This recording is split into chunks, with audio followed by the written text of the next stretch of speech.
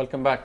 सेठी साहब, जिस तरह की अमेरिकन इन्वॉल्वमेंट है इंडिया के अंदर, एक सिविलियन न्यूक्लियर डील भी उन्होंने साइन कर ली, बड़ा इंटरेस्ट है उनका, और जब भी मौका मिलता है हॉलब्रुक साहब कहते हैं कि इंडिया की बड़ी इंपॉर्टेंस है, सो मच हो कि अफगानिस्तान की रीबिल्डिंग के अंदर। अब आप बताइए कि इंडियंस क्या सोचते हैं, how do they take Pakistan? और आपने यहाँ की तो बात कर दी कि it is a sea change, लेकिन इंडिया में क्या सोच है? इंडिया में देखिए वो अब 2-3 बातें सोच रहे हैं। एक तो ये मेरा ख्याल है, ये सोच रहे हैं, और ये मेरा ख्याल है अभी आपने बात करनी है राजा मोहन साहब से, उनसे भी हम बात करेंगे। एक तो ये कि शायद वो समझते हैं कि पहले मुशर्रफ के दौरान उनका ख्याल था कि आर्मी के साथ बात करने के साथ सोल्यूशंस निकल आएंगे, army was part of the solution. अब मेरा ख्याल है, उनका ख्याल है कि army is not part of the solution, army is part of the problem अभी भी। हालांकि मैं ये कह रहा हूं army is part of the solution, मगर इंडिया ये सोच रहा है कि army is part of the problem. हमारे मुल्क में तो डेफिनेटली देयर इज अ, हम तो ये समझते हैं कि अगर आर्मी के अंदर रियलाइजेशन ये आ गई है कि इंडिया के साथ बात करके मसले हल करने हैं तो बड़ी अच्छी बात है, और ये सोल्यूशन है। आर्मी बड़ी इंपॉर्टेंट, एब्सोल्युटली। आर्मी के बगैर आप क्या कुछ भी नेशनल सिक्योरिटी की तो बात ही नहीं कर सकते। हमारी मिलिट्री एस्टैब्लिशमेंट किसी भी इलेक्टेड गवर्नमेंट से ज्यादा तगड़ी है। अच्छा, तो इसलिए मैं तो समझता हूं ये अच्छी डेवलपमेंट है। इंडिया मेरा ख्याल है ये समझता है कि अब ये अच्छी डेवलपमेंट नहीं है, बिकॉज कियानी साहब वो चीज नहीं कर रहे जो जनरल मुशर्रफ कर रहे थे। उनका ये एक सुपरफिशियल सी एनालिसिस है, ये हम राजा मोहन से बात करेंगे। दूसरी चीज ये, इससे ये फॉलो करता है according to the Indians, second point, कि फिर वो यहां उन लोगों को सपोर्ट करें जो सिविल सेक्टर में है, जो पीस विद इंडिया चाहते हैं। इसमें जरदारी साहब भी चाहते हैं, नवाज शरीफ साहब भी चाहते हैं, क्योंकि दोनों का रिकॉर्ड है, they wanted peace with India. Army ने पांव खींच लिया था। इनको सपोर्ट किया जाए, सिविल सेक्टर को सपोर्ट किया जाए, लिबरल सेक्टर को सपोर्ट किया जाए, उन लोगों को सपोर्ट किया जाए, मीडिया को, और उन लोगों को जो लोग पीस विद इंडिया चाहते हैं। और ये डायलॉग करना बहुत जरूरी है, इसलिए प्री कंडीशंस नहीं रखनी चाहिए ऑन आइदर साइड। तो इंडिया ये सोच रहा है कि अपना टिल्ट किया जाए, इसको रिकॉन्स्टिट्यूट किया जाए dialogue process. Reconstitute the dialogue process basically means के सिर्फ हुकूमतों के साथ बात ना करें, बाकी पाकिस्तान के लोगों के साथ भी बात करें, प्राइवेट एक्टर्स को भी इन्वॉल्व करें। ये भी एक नई सोच आ रही है वहां। तीसरी बात कि इंडिया ने हमेशा बायलैटरलिज्म की बात की। क्यों? कहता था भाई ये हमारे आपस के मसले हैं, तीसरी पार्टी को नहीं आना चाहिए, अमेरिका को बिल्कुल नहीं आना चाहिए, थर्ड पार्टी इन्वॉल्वमेंट, यूएन को नहीं एक्सेप्ट करते, ये नहीं करते। यही था ना बायलैटरल। शिमला भी यही था, बायलैटरल, दोनों बात करेंगे, कोई और नहीं बात करेगा। उससे हमें बड़ा नुकसान हुआ, क्योंकि हमारा सारा point of view international UN के ऊपर बेस्ड था। तो हम तो चाहते थे बहुत तीसरी पार्टी आके हेल्प करे हमारी, मगर इंडिया कभी नहीं चाहता था। मेरा ख्याल है अब इंडिया के एटीट्यूड चेंज हो रहा है। इंडिया ये समझता है कि अमेरिका के इस रीजन में आने के साथ इंडिया को ज्यादा फायदा हुआ और हमें इतना फायदा नहीं हुआ। कैसे? उसका ये ख्याल है कि ये जो रीजनल अप्रोच अमेरिका ने ली है, इसमें इंडिया के इंटरेस्ट को प्रोटेक्ट किया जाएगा, और पाकिस्तान जो है उसको समझाया जाएगा कि आप ऐसे ना करें, ऐसे ना करें, ऐसे ना करें। मतलब ये कि वो जो इंडियो पाकिस्तान रिलेशनशिप थी, जिसमें अमेरिका हमेशा टिल्टेड था टुवर्ड्स पाकिस्तान। ठीक है, पाकिस्तान का सपोर्ट नहीं किया, मगर टिल्टेड था। ठीक, यूनाइटेड नेशंस भी टिल्टेड था, मगर करते कुछ नहीं थे, मगर बातें करते थे।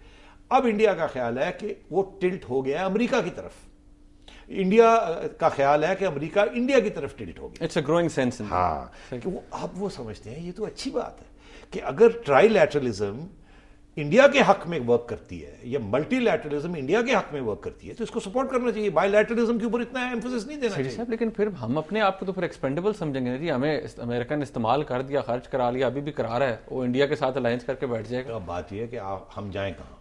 We are not an independent country. हम अपने पांव पे खड़े नहीं हो सकते। अब हमारे अंदर एक ऐसी इंटरनल थ्रेट आ गई है जिसको निपटने के लिए भी हमें एक्सटर्नल असिस्टेंस की जरूरत है। अभी हम कह रहे हैं कि जी वो फ्रेंड्स ऑफ पाकिस्तान पैसे डाला हमें किसने, बंदा पूछे नहीं डाला हमें किसने इस हिसाब में। मगर डाला तो जिसने है, तो डलने वाले भी तो थे ना हम। हमारी फौज हमेशा तैयार रही है अमेरिका की बीटिंग करने के लिए, और हमारे सिविलियंस भी जब भी आते रहे स्ट्रेट अवे वाशिंगटन जाते रहे। तो इसमें दो हाथ से ताली बजती है। आप इतने बच्चे नहीं थे कि आपको उन्होंने जो कहा कर लिया। आपके भी जेंट्री, आपकी भी रूलिंग क्लासेस ने एक रोल अदा किया है, और हमें एक्सेप्ट करना चाहिए। यस सर की अप्रोच एब्सोल्युटली यस सर, और हमें कुछ मिला है हमारी रूलिंग क्लासेस को। शरीफ साहब ने खुद कहा है पाकिस्तान ये सारी बात अमेरिका पे डाल देनी ये नहीं ठीक। हमने भी जो कुछ किया, हमें पता है हम बच्चे नहीं थे। तो ये जो ट्राइलैटरलिज्म की तरफ अब बात जा रही है, रीजनल अप्रोच, इंडिया समझता है उसको इसमें फायदा। इसीलिए जब अमेरिका का under secretary of state Robert Burns 2 हफ्ते पहले इंडिया गए, उन्होंने कहा कश्मीर की हल होना चाहिए, एक जमाना था ये बोल नहीं सकते थे अमेरिका कश्मीर के बारे में। इस दफा उन्होंने जाके वहां कही बात कि नहीं जी नहीं, कश्मीर की बात होनी चाहिए। क्यों? क्योंकि अब अमेरिका ये कह सकता है और इंडिया अनकंफर्टेबल भी फील नहीं करता। क्यों? कि अब जो बात होगी, वो जो जनरल मुशर्रफ ने out of the box thinking करके बात आगे बढ़ाई, अब उससे आगे ही बात होगी ना। और उसमें पाकिस्तान का कश्मीर का हिस्सा बनने का तो इश्यू ही नहीं बना, ना ही सेसेशन का बना। बिकॉज आप देखे जनरल मुशर्रफ बड़े क्लियर थे कि अगर कश्मीर इंडिपेंडेंट हो गया तो शायद वो पाकिस्तान के इंटरेस्ट में नहीं होगा, जैसे इंडिया के इंटरेस्ट में नहीं होगा, शायद पाकिस्तान के भी इंटरेस्ट में ना हो। क्यों? कि अमेरिका शायद आ जाए आके और वहां रूफ ऑफ द वर्ल्ड पे आके कश्मीर को अपना एक 52nd स्टेट में बना साहब, आई मीन ये बात फिर क्लियर है ना सेठी साहब यहाँ पर कि जो चीज इंडियंस रियलाइज करें, उनको भी ये पता लग गया कि कश्मीरी नहीं जाना चाहते पाकिस्तान के साथ, और वो इस चीज को वो भी एक्सप्लॉइट करते हैं। बिल्कुल, और इसीलिए अब वो कश्मीर की बात भी आपके साथ करेंगे, खुला करेंगे। हाँ, बिकॉज अब ये तय हो चुका है कि बॉर्डर्स को इररेलेवेंट कर देना है, चेंज नहीं करना, इररेलेवेंट कर देना है। मतलब ये कि यही सूरत हाल को स्टेबलाइज कर लेना है।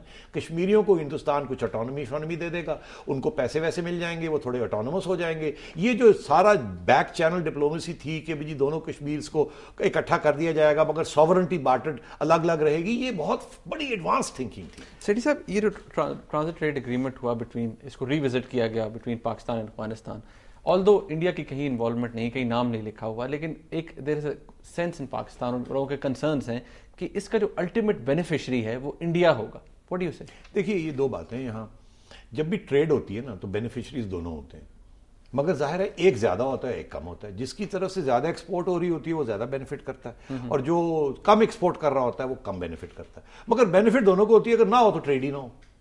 तो ट्रेड में दोनों को बेनिफिट होती है। पहले हमारी एटीट्यूड ये थी कि अगर हमें नुकसान भी हो जाता है मगर इंडिया को बेनिफिट नहीं होनी चाहिए। अब हमारी मैशियत और भी कमजोर हो चुकी, हमारी हालत और भी नाजुक है। अब यह है कि यार अगर लोगों की सहूलत कुछ होती है तो अगर हमने अब इंडिया को दुश्मन नहीं समझना तो फिर ट्रेड करने में क्या हर्ज है। एक तो ये एटीट्यूड भी बन रही है। लेकिन डोंट यू थिंक कि अगर आप उन्हें ये फैसिलिटी दे देंगे, आप उन्हें ट्रेडिंग राइट्स दे देंगे, ट्रांजिट राइट्स दे देंगे, तो वो तो उनका जो एक एजेंडा है, एम रहा है एनसर्कल करने का पाकिस्तान को, वो they will be able to achieve it. इसीलिए मैंने कहा ना, दूसरी बात क्या है? दूसरी बात ये आपने देखा ये कहां जाके साइन हुआ, अमेरिका में हुआ ना। तो ये ट्राइलैटरलिज्म का एक और एग्जाम्पल है जो इंडिया के हक में जाती है। हर काम अमेरिका कराता है। देखिए, अमेरिका ने भी तो आपको बचाया ना कारगिल से। आपने कारगिल पे हमला किया, आप फंस गए, वहां जंग होने वाली थी, आपको नुकसान हो रहा था, आप भागे गए अमेरिका के पास। अमेरिका ने इंडिया को कहा यार छोड़ो, जाने दो। तो ये इंडिया ने ये देखा, अरे ये तो अमेरिका अच्छा काम कर सकता है, तो वो तो फैसला इंडिया के हक में हुआ था ना, मगर हमारे हक में भी हुआ था ना। अच्छा, हम गए थे उनके पास। अच्छा, आपको तो मैं अर्ज कर रहा था आपसे, ये इसी बात की बात, ये जो ट्रेड की बात कर रहे हैं, फायदा सबका है, ये अभी होने नहीं जा रहा। ये बातें हैं जैसे शुरू में बात हुई कि जो अमेरिका एड हमें देगा, कांग्रेस उसके अंदर कोई इंडिया स्पेसिफिक कंडीशंस लगा देगी। याद है आपको ये 1.5 मिलियन, वो जो इंडिया को आप ये नहीं करेंगे, वो चीज नहीं हुई। ये बातें होती हैं, बलून्स होते हैं। ये भी एक बलून है। ऐसे इसीलिए फॉरेन ऑफिस ने बड़ा सख्त बयान दिया, कह रहे इसका कोई मतलब नहीं है, MOU है, ये तो अभी देखा जाएगा, कितने दरिया नेगोशिएटेड। तो ये अभी कोई ऐसी चीज नहीं है। ये जो इंडिया पाकिस्तान अफगानिस्तान का जो रूट है, ये जब तक रीजनल सोल्यूशन पूरी आएगी नहीं ना, ये बातें ही होंगी, ये कहीं और नहीं जाएगा। मगर ये आपको बता ये रहा है कि रास्ता क्या है आगे। जैसे वो ईरान इंडिया पाइपलाइन आपको बता रही थी कि रास्ता क्या है आगे, इंटीग्रेशन। ओके, एक जमाना था हमें गैस की जरूरत नहीं थी, इंडिया को जरूरत थी, हम तो सिर्फ ट्रांजिट फी के लिए कर रहे थे। आज वो वक्त आ गया कि इंडिया को नहीं चाहिए वो पावर, आपको चाहिए। बिल्कुल ठीक। तो इसलिए ये इंटीग्रेशन की बात हो रही है। और एक जमाना था, मुझे याद है, शौकत अजीज साहब गए और जाके उन्होंने कहा हमें गैस की जरूरत नहीं, आपको चाहिए, लेना लेना, नहीं लेना ना ले, हम ट्रेड नहीं करेंगे। आज ये है सिचुएशन हमारे लिए बदल गई। इसलिए मैं आपसे अर्ज कर रहा हूं, these are the pointers for the future. कैसे एक्चुअली होगा वो नेगोशिएट करके अपने इंटरेस्ट प्रोटेक्ट करके होगा, फिर कोई बात नहीं। साहब एक ब्रेक लेनी है, यहाँ पर मजीद गुफ्तगू करेंगे हम, ब्रेक के बाद साथ रहेगा हमारे।